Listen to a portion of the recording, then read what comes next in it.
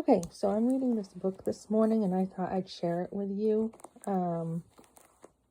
This is Essentialism, and I got this recommendation off somebody's YouTube, which I'm a regular on there. I just love the information that's on there. So I even like this picture, like this circle all knotted up, and then it's more, in order. It's something that's doable. So I started reading this last night, and I got up to page, I believe I said 11 or 13 here. Anyways, it's a really good book. It's basically, I don't want to steal information here, but now I'm up to page, 55 here. Yeah. And this is how good this book is. I can't even put it down. It's super good. Basically, I just want to share how this is putting words into perspective for me with how I did live for many years. I have always felt like there's only so much you can do in life, and that's it.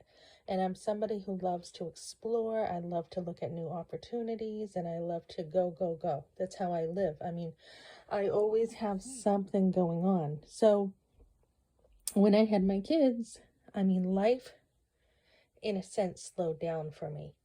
In one sense, it wasn't slower, it was just directed in different ways. But in another sense, it did limit my options, like my work options. So for one example, let me see, I had my first son and we were living in an apartment, and then I was pregnant with my second son.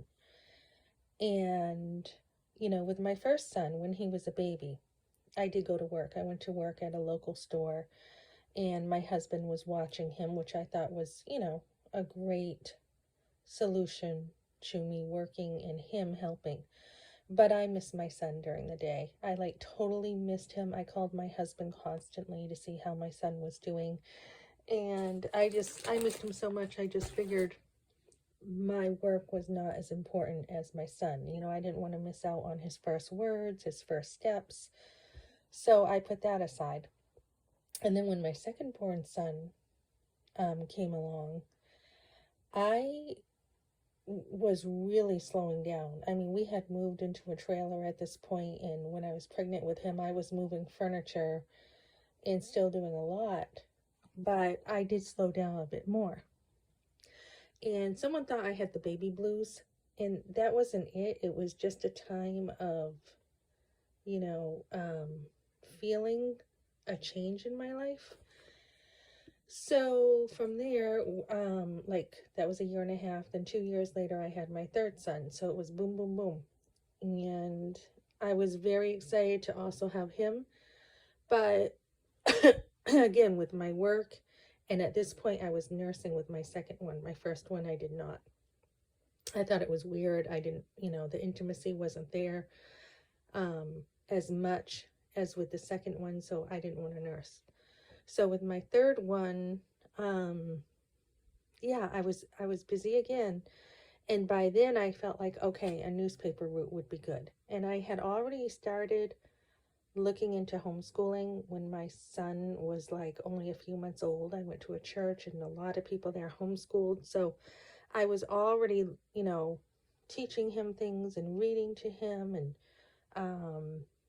I was already on that path, but I decided a newspaper route would be good. And then my third son was allergic to the newspapers, so I couldn't do that. So I was doing a paper route. Let me see. I was doing my paper route when I was pregnant, actually, with my third son. And then I was doing it with my kids. Because once I was, getting far along, the paper route, walking it every morning was getting to be too much. So that one had to go. But then I tried again with all three, and that one had to go.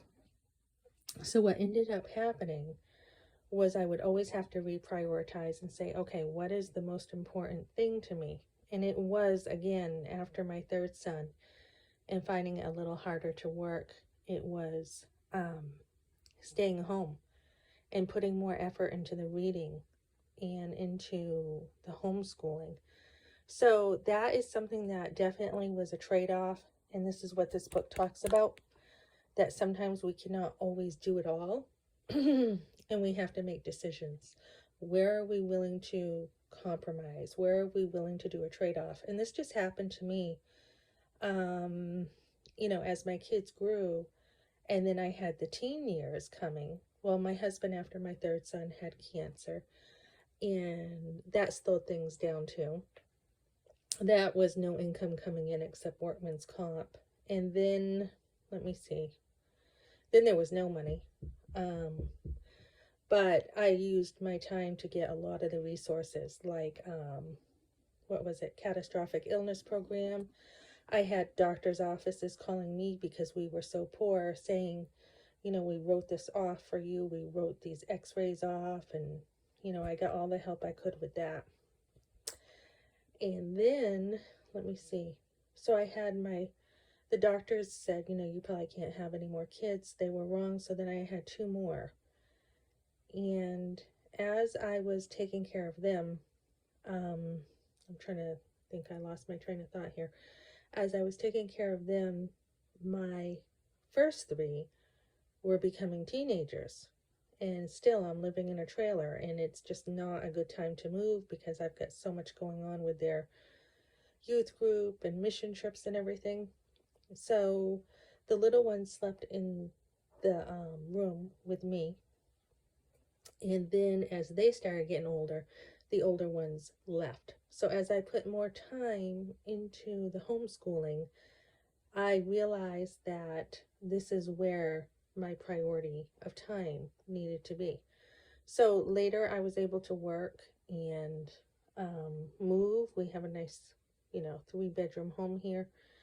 But I did recently try another job where I was, number one, I was in the cleaning business, and I started my own cleaning business. But then on top of that, as I have more time, I decided to do some waitressing again. I had done waitressing for 5 or 6 years before I even had kids. So the thing that I did was I chose to pass on the job once the training series was over, because I felt like the training was not a big enough investment in the workers. I mean, there was tons to learn. I mean, between all your wines and alcohols and all the menu, etc., and the ingredients. And I just felt like, the company needed to invest in the employees more than they were willing to. So this goes back, the reason why I mentioned my current job is to, this book talks about how important it is to have those trade-offs, and where are you willing to put your time and your energy. So great book, and I want to recommend this. And I also called the library to get From Good to Great by Jim Collins, which is recommended in this book. And again, this book is basically the bare minimums, like not going back in time, but what is most important to you, how to value what, less but better. What is most important to you? Saying no in life to a lot, saying no to the non-essentials. So good book.